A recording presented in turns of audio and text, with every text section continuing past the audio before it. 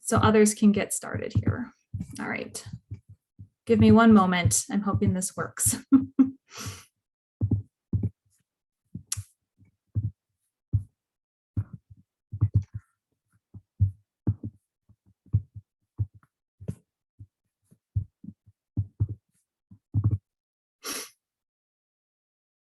All right, I'm going to hit play. Hopefully everybody can hear this. And if you want to mute your lines, that might help to make it easier to hear. It's a story that caught the world's attention. The death of George Floyd in police custody, followed by global protests against racism, and the countless other black people who have died from police brutality. But as the story became front-page news, and major media companies rallied to cover it, one criticism kept being raised by readers: unconscious bias in reporting. On Twitter, some users pointed out how they thought this New York Times post was using a passive voice that downplayed police aggression and an active voice that highlighted protester violence. ABC 7 Chicago News was criticized for this clip, where they blurred the faces of white counter-protesters, but not the faces of black protesters. And in the UK, Sky News was called out for its use of these photos in one article, where pictures of white protesters were used when depicting a peaceful protest, but photos of black protesters were used when depicting a riot. When approached for comment, the New York Times said the grammar of that one tweet does not reflect an overall tendency, and that numerous journalists used direct language that was impossible to misinterpret. Sky News told us that the photos did not appear next to each other, but the article was amended to address concerns voiced by some readers, and ABC 7 Chicago News did not respond. So are these isolated incidents, or do major media companies have a problem when it comes to reporting about race issues? A reckoning is happening in the media. People are being forced to look themselves in the mirror and address the biases that exist in these newsrooms. I really feel like a sea change is coming. Let's start with one of the most obvious issues here: diversity. In the US, one survey suggests around 77% of newsroom journalists are white, and around 23% are journalists from various racial and ethnic backgrounds. In the UK, that gap is even wider, with one report citing that white journalists make up around 94% of the industry. Despite the strides and the efforts of African Americans to break into the media industry that has been going on since the 60s, when publications like the New York Times first started hiring black reporters to cover the civil rights movement, not much has really changed when it comes to the percentage of people of color in these newsrooms, let alone in leadership positions. So when a newsroom isn't diverse, how do you authentically tell the stories of different communities? And as experts point out, there's more than one perspective to be had. There are many different views within the black community, so woe betide any newsroom that thinks if they've got one black person in their newsroom, then that black person can speak for all black people, or that black person's perspective on the world reflects all black people's perspective on the world. It does not. So when stories about the black community are covered in the news, what kind of stories are they, and how are black people portrayed? The only time it seemed that black people appeared on screen was when there was a problem, a riot, or perhaps in some sporting capacity, or perhaps in some entertainment capacity. We were not real stakeholders. We were problems often to be observed. Often the mainstream media, which is predominantly white, avoid some of our stories, to be, quite frank and honest. They tend to only get involved when something like a protest happens, or when there's a huge incident like the death of George Floyd. So the beginning started off as any report about black people starts off, in negativity. He would take things in his stride. He knew how tall he was. He knew how big he was. He never wanted to intimidate. Why do you have to be intimidated by a black man that's tall? But I did see a change, and it was a change for the good. Protests on the street helped with that, right? But I wonder if is that because lots of white people were on the street too, so therefore they had to stop and listen? As a white media, did they have to stop and listen? Or did they actually think, no, there is truth here, and we need to get to the bottom of this truth? But how is truth measured in journalism? Impartiality is the key word here, where journalists present the opposing views in an equal way. But experts say when there's evidence to suggest one side of the story can't be disputed, forcing balance isn't the answer. The belief is that impartiality is truth, because you are giving both sides of the argument and you are allowing both sides to tell their truth. But it doesn't mean that it doesn't come with a heavy heart when you're trying to weigh up the truth on one side and it doesn't matter whether they're not speaking the truth on the other, so long as I get their viewpoint. That's when being impartial to me fails, and it fails spectacularly. The second part of impartiality is telling the story without favouring one side over the other. But some argue journalists, like anyone else, have opinions shaped by their own experience, which can lead to unconscious bias in their work. The idea of this impartiality is rooted in America's white patriarchal mindset. Because what's considered to be impartial is the white male perspective. You know, Black reporters are often accused of being too close to the story. But what would a white person be like? They're also white. They have opinions about race. Journalists should be concerned about the truth. It should be about giving people information about what's actually happened, what is true. Impartiality to me is, a myth in journalism. Like, to me, it's impossible as long as we have a racist society. What you read in the papers and watch on the news can play a really important part in how communities are portrayed and whether they make progress. So what needs to change? And how does the industry ensure every community's story is interpreted in a way that leaves them stronger? There is so much positive about the Black race that never gets to airing, never gets to shine. And if only they could go in our homes and understand us and laugh with us and joke with us and see the spirit of us. Look at George Floyd, look at that story, look at the narrative, look at their family. If only they were doing that more, maybe we would have a better society because everyone would understand everyone more. Newsrooms have to make the conscious decision that they are going to seriously address the issues of race in their newsroom, that they're going to actually give people of color a fair shot, consider them for the promotions, consider them for these roles, and not fall into the same trap of simply just looking in a mirror and trying to hire people who look like themselves. It's a two-way process. Young people of color also have to want to be journalists.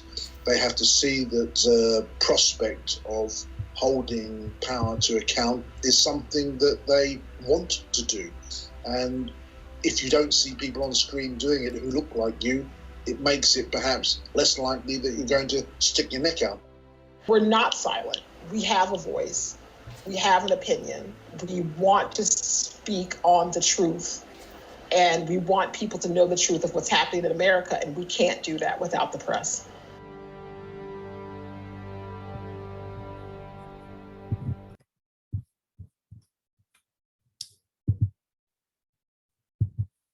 So hopefully everybody was able to listen to that okay, and we're able to follow along.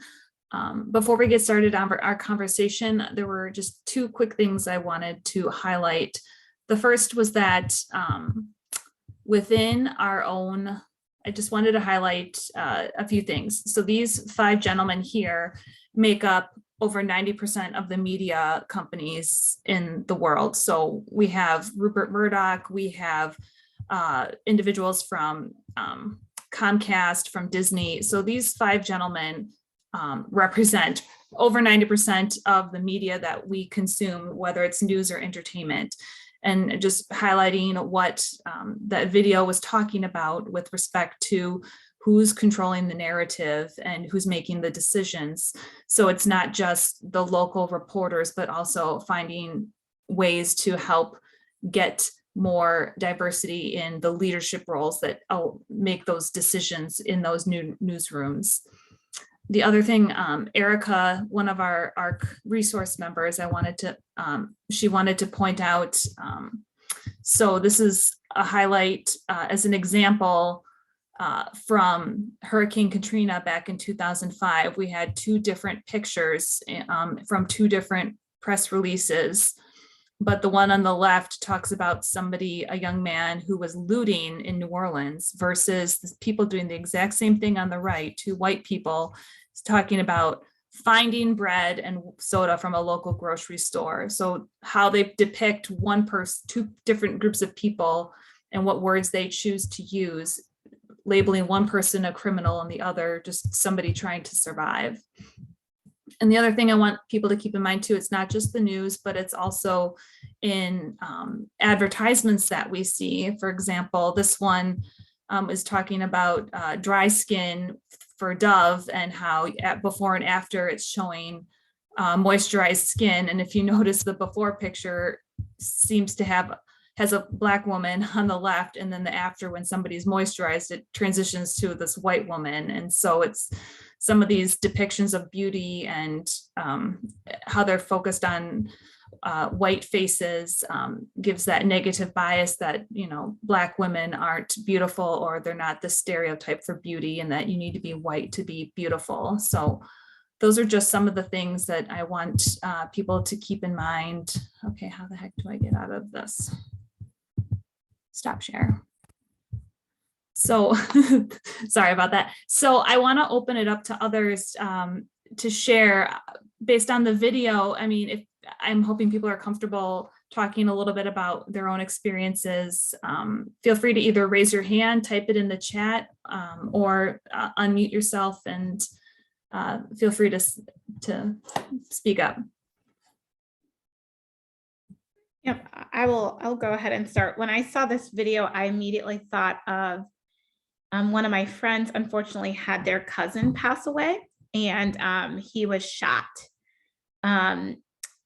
Really traumatic, obviously very horrible experience for his family. And he was a Black man that was shot and killed, you know, young, for sure too young.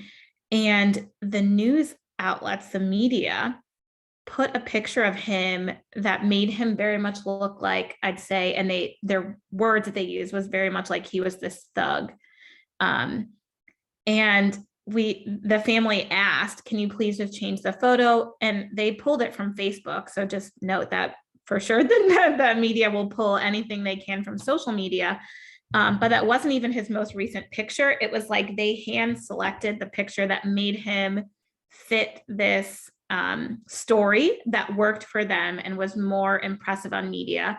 But his actual Facebook profile picture was him in this you know, suit and outfit, but it was just very clear that that wasn't the story that they wanted to tell. And it played better in the other arena. And it was just really unfortunate to have a family go through this unfortunate event in their life, and then they have to kind of stand up for their child, their cousin, to do the right thing. Yeah, so that's just what the story that came to mind watching that. It's very unfortunate. Thanks, Blake.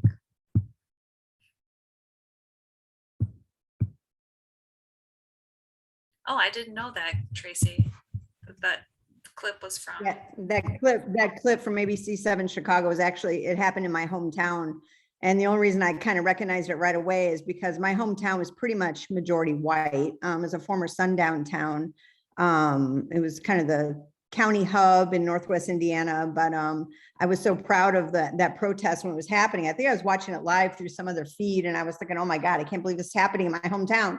This is great. So yeah, I didn't know they had blurred it and done that. That's horrible. Yeah. Shame on ABC7 Chicago. Yeah.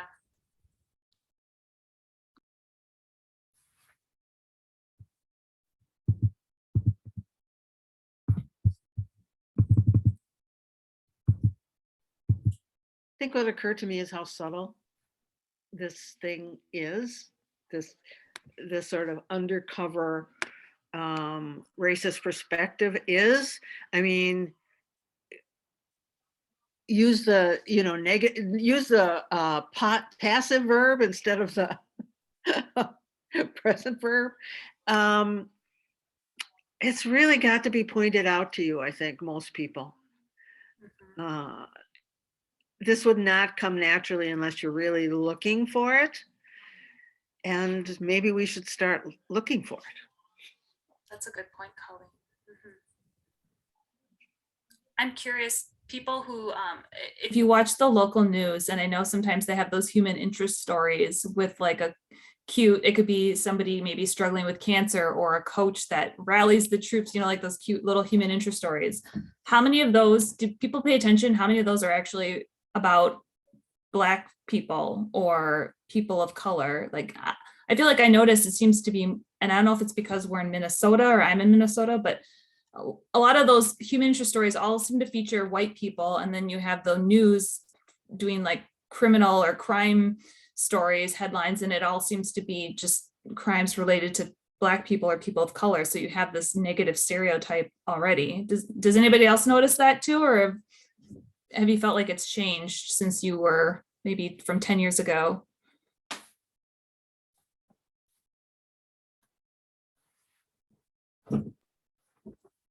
Yeah, I don't know about the local news as much, but just within our Chaska community, there's that new publication, Neighbors of Chaska.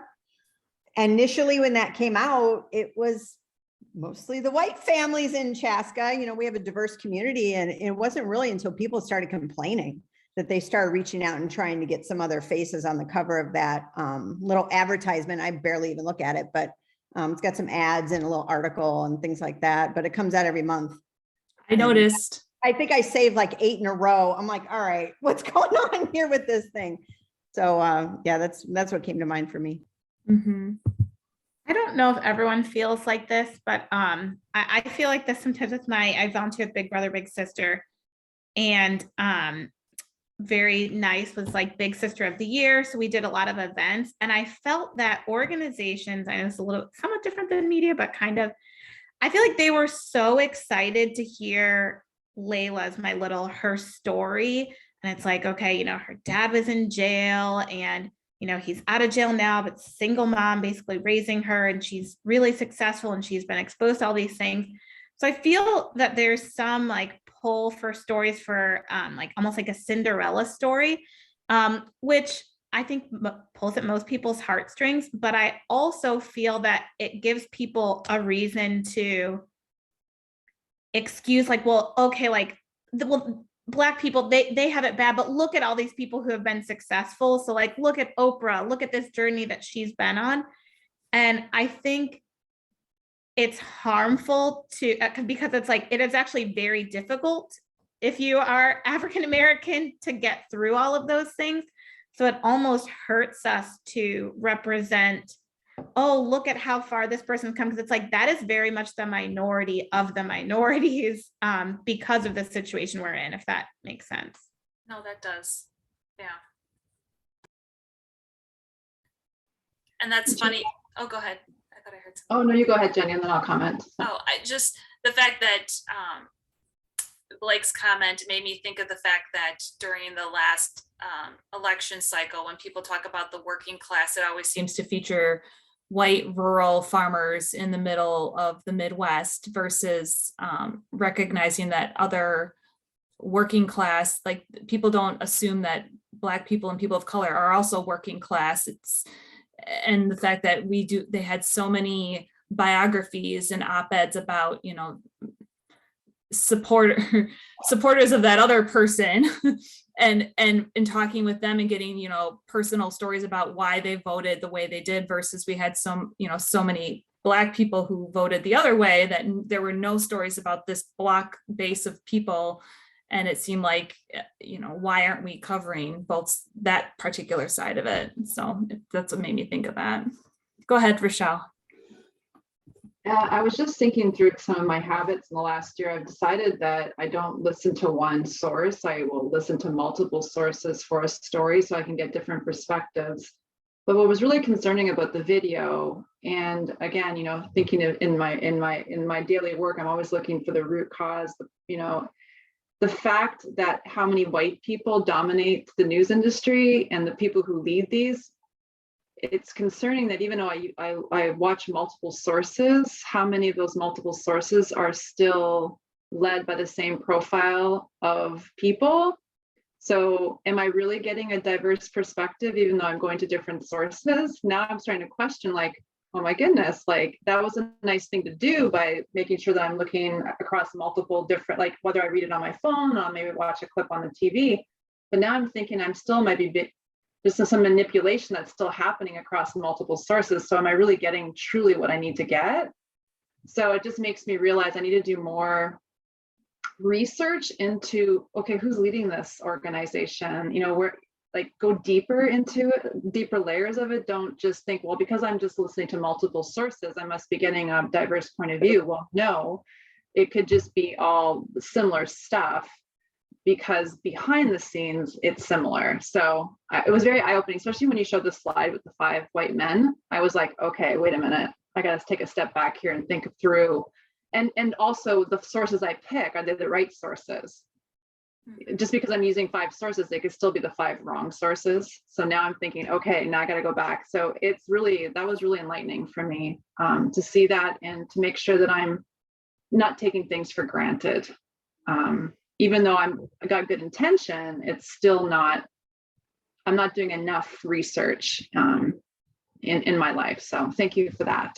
No, thank you, Rochelle, for sharing that. And I applaud you for, taking the time to actually look at different outlets and try and get a diverse perspective. And one comment I will make too is that sometimes local journalists will write a story, and then like the national news media will pick it up and really just copy and paste. So even sometimes if you think you're seeing like a national story, a lot of times people are just copying and pasting work that other journalists have already done. And so that's also something to keep in mind too when you're looking at like where the sources come from. And I will say, one of the things, I know there's pros and cons about social media, but finding reporters, like the actual reporters who you can trust and who write good articles and do the in-depth research, and following them on social media and following the work that they do, versus like just instead of just the full New York Times, like who are the writers at the New York Times that are,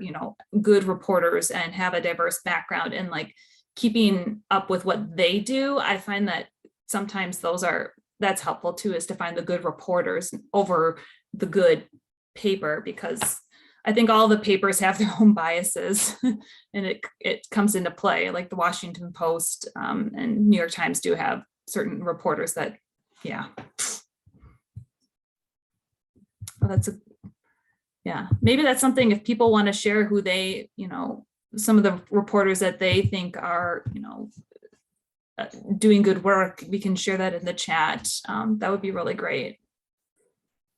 Well, people are looking at that. What struck me in the video was when, I can't remember the word she used, where the reporters are supposed to be non-biased. I can't remember what the word she said. But anyway, she said impartial. Impartial. When impartial, fails, it's like a disaster or something like that. It reminded me of this idea of kind of the non-racist, who kind of like says, I don't see color. I'm not, there's no prejudice bone in my body. My best friend is Chinese, that kind of thing. But when they see racism, they don't do anything. They pretend like they don't see it. And so to me, this is very similar in that it takes work and courage to really pay attention and notice these things. And when it's obvious, you'll be turned off right away. But it's not the obvious that keeps it going and that creates the negative perceptions. It's the subtle things that I think it was Clara or Colleen that was saying it's hard to catch, but you have to train yourself to catch them. If you listen to people talk about what happened to George Floyd, usually there's a split between how they talk about it. There's a group of people that always says the murder of George Floyd. Then there's a group of people who will say the killing or the death of George Floyd. It's actually, when you listen to people talk, almost all the time, someone who says murder is Black. Almost all the time, someone who says or avoids the word murder is white. It's not 100%, but it is definitely a line. And so the question is, why is it hard? Why don't most white people understand that he was murdered and willing to say that? That's the key thing you always have to think about. And then when you hear that, what do you say? So I've had to take on the CEO of a company, put out an email that said that, with George Floyd, the tragic death of George Floyd, and I wrote him an email that next day and said, that's insulting. George Floyd was murdered. And for all the African Americans who work in this company, anyone of color, the way they interpreted that is that you didn't see that as murder. And that if they're under threat, something happens to them, you may not see their abuse or being killed as murder. You may think it's okay in some way, shape, or form. It's very subtle, but it tells you what people are thinking. And it takes a lot of work to listen for this. Other little examples that just kind of reinforce for those who like sports, pay attention to sports. If you ever watch football, for those of you who don't know a lot about football, the player that everyone watches is the quarterback, right? He runs the game. He's like the Aaron Rodgers and Brett Favre, all these guys. Most of the time, when they talk about great white quarterbacks, they always say they're smart. Man, they really know the game. They know what play to make. When they talk about good black quarterbacks, what do you think they say? Wow, what a great athlete. Oh my God, this guy is the greatest athlete of all time. If he could ever read defense a little bit better, he'd be really great. Is it all the time? No, but it's enough to set a little doubt in people's minds out there that maybe these black guys aren't smart enough. They're good athletes, but they're not that smart. It's the same thing with coaches. In the coaching of football, usually the offensive coordinators are supposed to be these genius guys, come up with all these great plays. The defensive guys are about force, aggression, firing people up. So usually when they're profiling the teams, they'll put the camera on usually the white offensive coordinator and say he's a genius.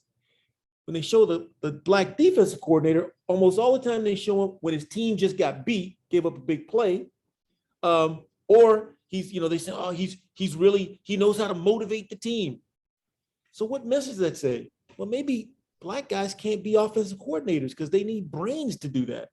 They're fiery, so they can be DCs, but not OCs. Maybe that's why you don't see very many black head coaches. So it's the little things that you have to pay attention to and really ask yourself, well, why is it different for this group and not that group? Now, we'll say there has been some progress. If you notice, a lot of ads now always show biracial couples, almost like they show more biracial couples than anything else now. It's unbelievable to me. By the way, General Mills was the first one to actually show a biracial family on a mainstream commercial, and it was Cheerios. So we don't get a lot of credit for that. But I remember when they did that, the guy that did it's a Canadian guy. We got a lot of hate mail for that. He refused to stop the ad, and you kind of see what happened since then. But so there have been some changes. There have been a little bit more where you'll see commercials that are positive stories and positive scenes, normal life in a black family, that kind of thing. But in general, these subtle words, subtle descriptions, like, the picture with the black person, they're a looter. The picture with the white person, they're just trying to save themselves. Or even the January 6th protesters versus the January 6th insurrectionists. Very rarely they talk about anyone that's associated with Black Lives Matter when they were trouble. It's always looters. Oh yeah, that's good, but what about the looters? Can't have that. So I would just say, do a lot of work on your own to listen for these words. It takes work. I don't know if there's any one, in answering Jenny's question, one reporter that I listen to. I'm kind of like Rochelle. I kind of scan. I do a lot of reading and I do a lot of thinking. Just like common sense. We put the common sense test on this. And if common sense it doesn't work for me, I usually just dismiss and okay, I'm not paying attention to that. But I would say really try to think about what you're seeing, what you're hearing, and listen for those descriptors and decide for yourself whether they make sense or not. So anyway, that's Thanks, just my. Donzel. Yeah. And I will add too, I think with social media, a lot of the impulse is to read the headline and not actually read the article. And sometimes it's intentional to have a headline that's misleading and the article has more information that's completely opposite of what's been stated. And I feel like a lot of times, a lot of us spread misinformation by just reading the headline and assuming versus reading the article. So that's, I guess, something to keep in mind too when you're learning and reading, to make sure to not just look at the headline. Does anybody else want to talk about, it doesn't have to be news, it could be maybe a movie or TV show or something that you recall, something that influenced your bias, or you noticed something and maybe you want to share that, feel free to jump in. I'm sorry. Go ahead, Clara. I have been going back to my early childhood, and I'm pretty old. So I remember watching TV and wondering what in the world was wrong with Martin Luther King, because he was out there protesting all the time. And I had very clearly been taught in school that we were all free and we were all equal and all these lovely things. And it was kind of a revelation. I don't know if you saw recently, but with the retrospectives of Representative John Lewis, they showed those old videotapes of what happened to him. And that's what I was kind of growing up with. So it didn't take too long to realize that what I was learning in school was obviously not true. But another thing that when Donzel was talking about sports, when I was young, sportscasters would talk about a Black athlete and they would always say, he's a credit to his race, as though there was something wrong with that race. And there were just these very few people who were exceptional and were kind of okay.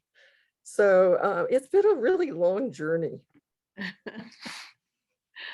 I was going to say that I will never look at the white savior movies in the same way again. I mean, it's sort of like, oh my gosh. And the one we love all, To Kill a Mockingbird. Well, if Atticus Finch isn't a white savior figure, I don't know who is. He might be the grandfather of all white saviors. But those things are things that I think we're like what Clara was saying, we're coming to realize that we're coming out of a fog, and it's still really foggy out there, but I think we're making baby steps, maybe, which is not enough clearly, but we're starting to realize things. We're starting to see things that we haven't seen before and recognizing them and acknowledging them. And I think that's all for the good. A little. Well, Colleen, didn't you grow up watching Tarzan movies? Yeah, but I'd never think of Tarzan. Yeah. I mean, they were so comic booky that I never thought of them in terms of race. I didn't think about race when I was a kid. I didn't. Yeah, we didn't have to, did we? No, we never did. We had to think about the atomic bomb. That was our big concern. But race, nah. Yeah. So I'm curious what people think of the coverage of the shooting of Amir Locke and the no-knock warrant process, because I have not seen. Well, obviously, it didn't explode into the same situation that the murder of George Floyd did, but it seems to be ignored. And I'm wondering if other people see that as well. And I think that One of the problems with bias in the media isn't just how it's reported, but it's what's reported or what's not reported. And curious to see what people think about how the reporting of Amir Locke has been handled. I think we had a stark example right away.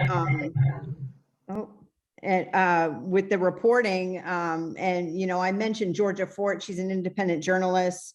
There are a ton of local leaders that have banded their groups together to try to push for change on policing and all these things.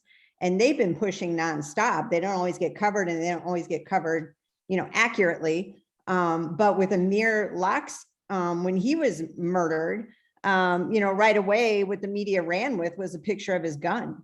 Yeah. And that has been blasted by these local leaders like from the beginning, because he was a law-abiding citizen. He had a permit to carry. He legally owned that gun. And you know, right away the police sent that picture out. They're like, why did the media run with that? The minute it was released by the police department, who we already know there are a ton of issues we're having with Minneapolis police. Why did you run with it, media? So there are some like former journalists that left. I can't remember where they were, with some of the local organizations, the local media in Minneapolis area. They left and they more work on the independent side, but they're constantly calling them out for their coverage. And you know, they keep imploring them to do better, cover these stories better, make sure you have your facts. Why did you lead with the gun? Just because, you know, the police sent that picture out there? Well, why did they send the picture out? What narrative does that paint for people by seeing the gun? You hear this young Black man gets shot. So then right away people are like, oh yeah, well, okay, he had a gun, and you know, and then they start going to, oh, he probably deserved it and stuff like that. So, I mean, that's what I noticed right away. And I was following all last week, the local, you know, leaders as they're having their, all the moms of all these victims around the state of Minnesota that have been killed wrongfully by police that they're trying to get attention to. They've been having press conference after press conference. And that's really what I watch. The local stuff, I feel like it's just so skewed right now. I'm trying to follow more of the independent journalists who are more on the ground and talking to the folks in the situation to understand what's going on. But it's frustrating. It's very frustrating. That video, that's got to be damning. I mean, if you are aroused in the middle of the night with that shouting, could you even hear them say police? I mean, there was so much shouting, so much commotion. And even if you did, if you're in a sound sleep. And what strikes me is we talk about all this violence and we never seem to talk about everybody has a gun. Everybody's allowed to have a gun. Everybody has a permit to carry a gun. So what, you know, the police can't do no knocks. I mean, I don't know what to say. And plus his mom and dad said right away from day one, he was a super deep sleeper on top of it. So they keyed in, you know, and for those who don't live in Minnesota, they keyed in on this no knock warrant. So, you know, they didn't knock at the door and they didn't really announce who they were. They just went right over the couch, and Amir was he was just asleep. And it wasn't until they kicked the couch that he kind of woke up and right away went for his gun. But the way he was holding it was proper training. He didn't have his finger on the trigger. He was just holding it and wasn't even pointing at anybody. But right away, they shot him within like 2 or 3 seconds. Yeah. Shot him 3 times. So yeah, yeah, I think one of the things that there's some hope that this will actually lead the legislature to get rid of no-knock warrants. It's because a gun rights guy came out and said, hey, you know, we have a constitutional right to defend our castle. And this poor kid that was murdered, he was a house guest. He was not even living there. He was visiting his cousin and sleeping on the couch because of that. You know, people crash on people's couches. It happens all the time. So, and the fact that it happened so fast, I mean, I would not wake up and comprehend what was being yelled and, people kicking couches and all that sort of thing. I think as with George Floyd, I think the video should be waking up a lot of people, quite honestly. And I think with George Floyd, that was so excruciatingly long that people couldn't kind of justify it like, oh, it was a split-second decision. Well, no, it was a very long, drawn-out affair. In this one, I think people can sympathize with the idea that, he was completely wrapped in this blanket. He had no idea what was going on out there. So I'm hopeful that we will get something positive out of it as far as the no-knock warrant things. And I think the key is back to the topic here. It's why did the media not start with a picture of him? A picture of him, high school graduation, a picture with him and his mom, young man just got killed. No, the first picture they ran was of his gun. So we could debate the no-knock warrant, but it's why did the media choose to do that? And it's all back to, now some of them will, there'll be some people who'll say, well, they're in a competition for ratings and they're trying to be as sensational as they can. And then there's some truth to that. But they're because of what the video was saying, the preponderance of who's in the room, not understanding or not really caring about what the impact is in terms of people's perceptions. That's the issue here. And so, for sure, I think that, something's got to change with the no-knock warrants. Something's got to change with all the guns that we have in this country. But the media should play a role, and the role shouldn't be to continue to perpetuate division and to continue to perpetuate racism or continue to perpetuate bad or good. I'm supposed to be impartial, but I just told you by showing you this picture, he was a bad guy. That's what we have to figure out. I think part of that, Donzel, is you've probably come across this term, but some of the people use, instead of propaganda, they say copaganda, because the first thing comes out from the police and they just run with that. And how many times have the police intentionally lied? How many stories have we seen come out where stories that have come out of somebody died, from some sort of injury, and it turns out they were actually beaten by police and tased, and it comes out later they lied. So I feel like the media does a disservice by not questioning the information they're given. Yeah, that's what they did with George Floyd immediately. Their first story out was not the true story. Oh, yeah. And I've been doing some research lately about exonerations and Innocence Project, and there are a lot of bad prosecutors, bad cops, and people end up in prison for 25, 35, 40 years. And then all of a sudden we're like, oh, that was wrong. So there are many layers to our problems. I wanted Tommy's to got a great perspective. Yes. Yeah, I wanted Tommy to jump in. Tommy, did you want to talk about your post? Because I find that really important as well.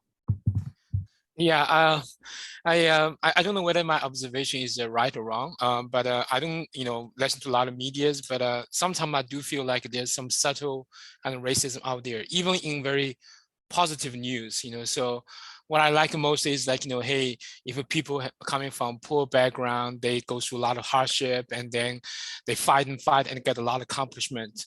Like typical story, like the black kids, it's a very poor family. And then it end up, the parents in jail and they end up into great college. I see a lot of media coverage like this, but not so much on the Asian family or white family. I'm sure there is, but I just feel like it's disproportionately high on the black kids.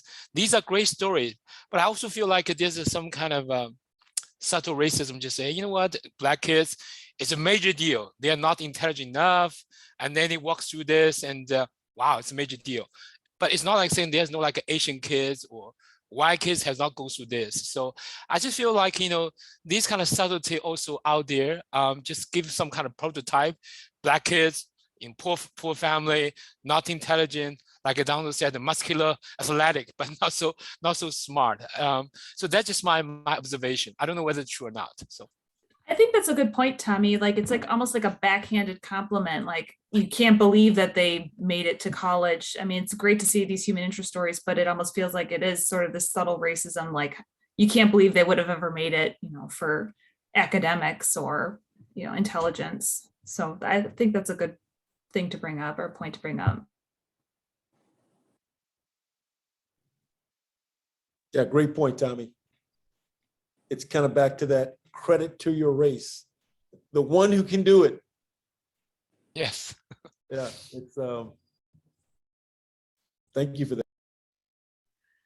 I think we're seeing a lot of that with the Olympics and with the Supreme Court justice nominations. I mean, people, and she's the first Black woman skater, and he is the first Black guy who could do the luge. And I mean, do they ever get sick of that? Do they want to just say, man, I'm just a person and I just did this great thing and got a gold medal? Is it so important that they're the first Black person to do that? Or is it? That's a question. That is a question that I'm asking.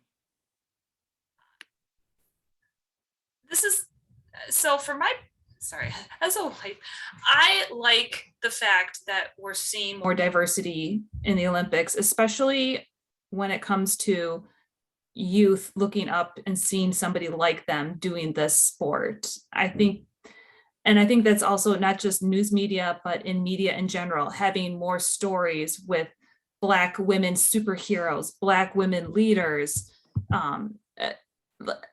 I think there's a positive in having more representation and maybe celebrating that, but I don't know. I'll let somebody else talk.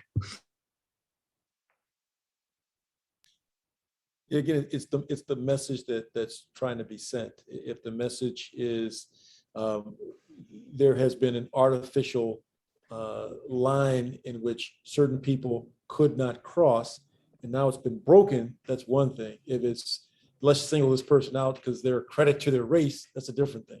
And I think in many of these Winter Olympics, it really has been, these were sports that really there wasn't a lot of access for a lot of different reasons. So I think it's always what's kind of the impetus behind it. I think about, very rarely do you see any story. So Tommy mentioned, you don't see any stories about, Asian kids, in the reference. How many stories you see about Asians at all? I mean, you just don't see stories about Asian people. You don't see them on movies, So is the message there that Asians are okay as long as we don't have to see them? They can be smart, they can make money, we don't care. Is the message that they can do all that as long as we don't see them, as long as they're not encroaching on our space? Is that the message? Native Americans is like, they don't exist at all. The only time you hear about Native Americans on any story is if the casino has something to do with a casino. So it gives you a perception. Do Native Americans, are they super rich people? They have all these casinos around the country, when in fact, it's extreme poverty, depravity, the highest levels of rape and suicide tend to be in Native American communities. But if, it's like there's pictures being painted. And the question again that I would just say for all of us is just dig deeper on, why don't you see any stories about Asian people? What is that saying? Why don't we talk about what's the real situation that's happening on reservations? Why is the media ignoring that? Is it really just about ratings, or is there something else at play? And that to me is kind of what, that I'm getting from this session from Jenny and Blake, is just continuing to question these things. And it manifests itself on television and in print and on social media, but it starts with one-on-one conversations. Like when we're talking about who should be promoted and we're talking about a white guy and everything sounds great about him. When we're talking about a Black woman, well, some people are concerned because she's a little aggressive. She talks a little loud and maybe she doesn't use the exact words, but wait a minute, her results are better than that guy's. She actually has been with us longer. And by the way, more people who've worked for her have gone on to do great things. People quit working for that guy. Well, and what about this Asian guy? Well, he's good at computers, but he can't really lead people. Well, wait a minute. His employee surveys are much better than his white guys that you want to promote. Why is that? So challenging those things and not letting them go. I've been in enough of these meetings to know exactly the code words that are used to describe others that people have gotten away with. They don't have executive presence. Well, wait a minute, what does that mean? Well, they're not strategic enough. What does that mean? These play out in these media settings as well. It's small, subtle words that elevate and denigrate.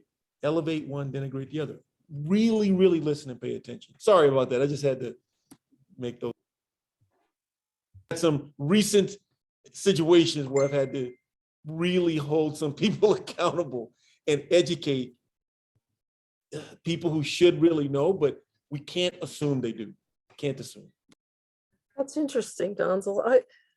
I will say, my husband, we live in Plymouth. We get the Sun Sailor, and my husband is constantly pointing out when the high school, Wayzata High School, say the science team wins a national award or something, and he'll look at the pictures and he'll say, there's like one white kid. Because our district has an enormous number of Asians, and they do really well. Well, their parents have moved to the best school district they could afford, and sometimes, they're scrimping so they can get them in that particular school district. That's very local media, and they're just rah. Why is that a high school? But at least it's something. I've only started reading the Star Tribune and the Pioneer Press with any real close look recently. So I'm not really sure. I think when you get to that next level of journalism, it probably all disappears. And I will say there's no harm in Clara, in calling out some of those local papers when they do that. I remember the coverage, they were giving these puff pieces to Mike Lindell, the My Pillow guy, and they weren't bringing up any of the negatives. And I wrote an op-ed and said, hey, why are you covering this person and he wanted to run for governor, or he wanted to run for governor. I'm thinking he's going to be sued and in prison by this fall. But I feel like calling them out, letting them know that you're paying attention, and not just for political stuff, like maybe for the way they cover certain students or why they're not covering, for example, in our local high school just started an anti-racism student organization. So I've been curious to see if they're going to actually cover that in the local paper, but bringing that up and highlighting other students, like things we can do in our local communities to make a difference on the coverage, and letting them know we're seeing them and we're not going to let them, I don't want to say get away with it, but we're going to be paying attention and we notice it. So.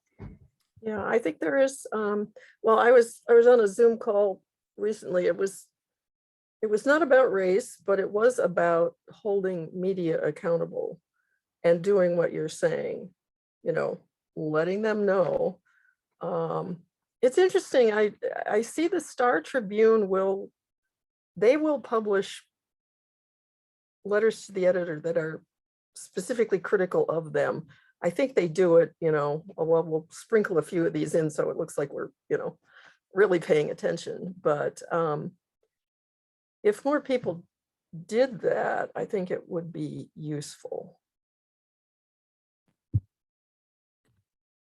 Yeah, I think I'm just reacting to what Colleen mentioned about yep, I'm the first Black person to do this. I for sure have been the first many times. And my question is always like, how is it that I'm the first for this?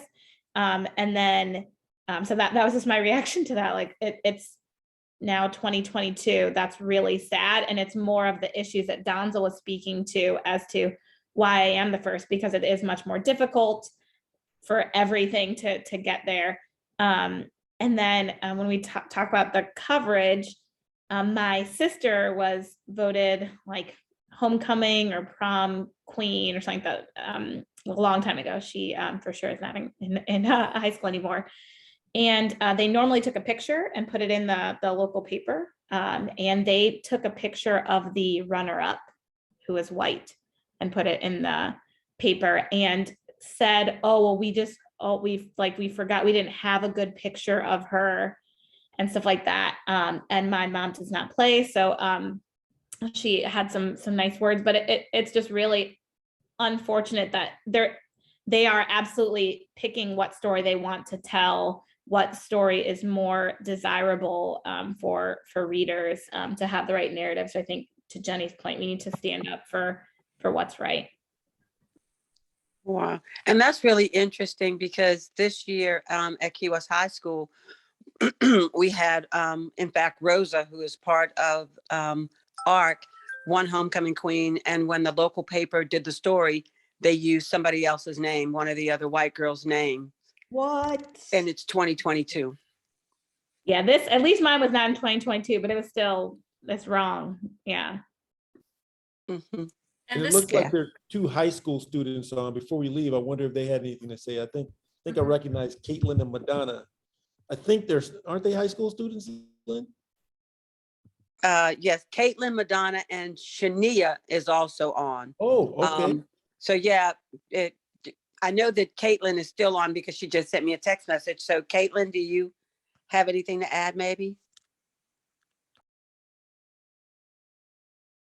I just commented about the Rosa situation because they never actually, as far as I know, they never like formally apologized to her or her escort, which really made me mad because they didn't even at least put out the paper again with the right picture or name. And it goes through, I was in yearbook, and when you edit a big page like that, especially for homecoming, which is something that is so localized and everyone knows what's going on with it, like there's so many people that go in and see and edit that and have to make sure it's right. The least they could have did was like changed it. Like it only took one person to say, hey, like this is the completely wrong set of people. And they didn't even do that. And they never apologized to her as far as I knew. Thanks for sharing that, Caitlin. And I think that goes back to the whole point of getting better diversity in these local and national organizations, because I feel like if you have a community sitting around the table and it's all white people, obviously the perspective is going to be slanted. You need to have more diversity to actually notice certain things and to make sure these things don't happen. Because, yeah. I want to be mindful of people's time because it's after 8. I did want to point out, we had some really great discussion. We had really great advice from a lot of different people and some great resources to share of reporters and newspapers and media outlets to pay attention to. The other thing I wanted to point out, not just holding media into account, but also it is also a business. So the opportunity to support like TV shows and movies that are diverse and are doing a good job and giving them the ratings to make sure that they continue. I just wanted to call out because it's also focused, one of the resources for February is Abbott Elementary, which is a show on ABC. It's on, actually it starts right now, but it's a great program. It's written and created by Quinta Brunson, who is a Black woman from Philadelphia, and she's been on some sketch comedy shows on HBO, but it's a wonderful program about a public elementary school, and it's hilarious and it's thought-provoking, and it has topics that are relevant to the education community. And I guess I just wanted to highlight that there are opportunities for us to show our support in other ways, so that more of these types of programs are produced and created, so that our kids and the rest of us get a chance to see more diverse stories being told, and so that the image that the media is portraying of Black families and Black communities is not just what we're seeing in negative news articles, and that we're seeing, their stories being told appropriately through other means. So I just wanted to highlight that as well. I just thought of something while you were speaking about not media, but entertainment. There is, and you probably have run into the Color of Change, the organization. They have a program within they have quite a large program, but they have one specific project that is Hollywood oriented to try and shape things up there, and also promote Black talent that is behind the camera or writing the scripts. So that's one other source that people might think about checking into. It's just colorofchange.org, I think. Thank you for that. I'll make a note of that as well. Leaving on an upbeat note, Summer of Soul by Questlove, directed and produced by Questlove, is terrific. Yeah, it is still Black History Month, so I guess before we go, if you want to post, books or movies or music albums, other media that we want to share and highlight, and yeah, that's Summer of Soul. That's ancient history, which was, I guess, recently discovered, or they've been working for many years to actually get it out there. Yeah. And one really funny little spoof off of just kind of racism in media. I don't know if everyone watched Key and Peele, but you can Google Key and Peele. They did this thing on black ice. It is hilarious. You gotta watch that. It's Key and Peele Black Ice, but it is like the greatest parody, and especially if you live in Minnesota, the greatest parody of kind of subtle racism. Is that the hockey one? No, it literally is about how they make black ice. Kind of feel like it represents kind of Black is bad. But it's the way they do it is it's so funny, hilarious, but true. So Google that Key and Peele Black Ice skit. It's about 5 minutes. It's so funny. I'm gonna look that. Yeah, I will look that up because I love Key and Peele. That's another Key and Peele. They have some really funny but pointed commentary on certain topics, and yeah. So, well, thank you everybody for participating. I really appreciate it. Thank you to the newcomers who joined. And keep checking out our website. We'll keep posting. We have other events besides Community in Action. We also have the Deep Dive show and Donzel's podcast, The Arc of Change. So we hope you guys continue your journey with us and look forward to continuing this conversation next time. So thanks everyone. Have a good day. Good day. Good night. Great job all. Good night. Bye. Good night.